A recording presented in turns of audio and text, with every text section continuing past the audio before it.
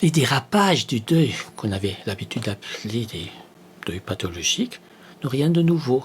Ils ont toujours existé et on les observe dans environ 1 cas sur 10. On les trouve surtout après des décès violents, que ce soit par homicide ou par suicide, mais moins souvent lorsque la mort est due à une catastrophe naturelle, comme par exemple un tremblement de terre. Les femmes sont concernées plus souvent que les hommes. Plus la personne qui est décédée a été proche de nous, plus il y a de risques de tomber dans un tel trouble. On ressent alors un besoin de comprendre pourquoi il ou elle s'est suicidé, surtout si le défunt n'a pas laissé de message. Et notre capacité de fonctionnement diminue et le niveau de détresse face à cette perte devient alors extrême et persistant. Ce qui est nouveau en ce moment, c'est que ce diagnostic a fait son entrée dans la liste officielle des maladies en mars 2022. Le DSM-5-TR a désormais une catégorie qui s'appelle Persistent Complex Bereavement Disorder, PCBD. Et en même temps, on retrouve cette nouvelle entité aussi dans la ICD-11, la dernière version de la classification internationale des maladies. Il y est question d'un chagrin ou d'un sentiment de perte qui entraîne une détresse et une déficience qui sont cliniquement significatives.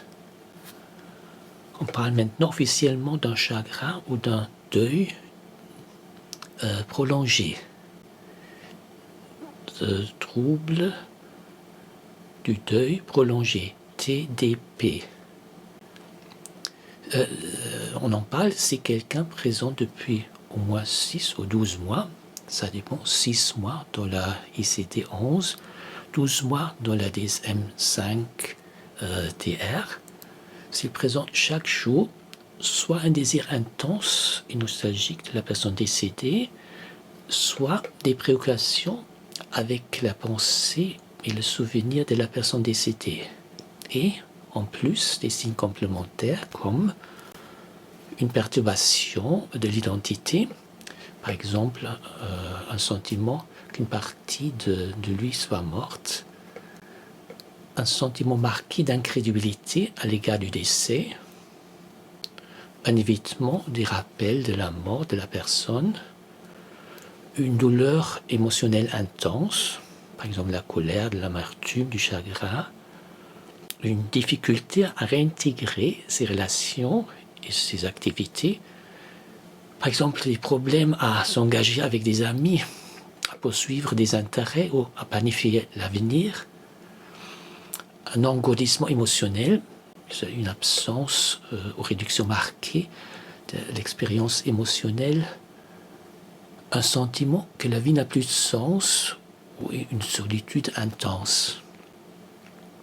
Les symptômes typiques du nouveau trouble et du deuil prolongé comprennent un taux élevé d'idées et de tentatives de suicide, des troubles fonctionnels, une recherche de traitement médical et des comportements néfastes pour la santé.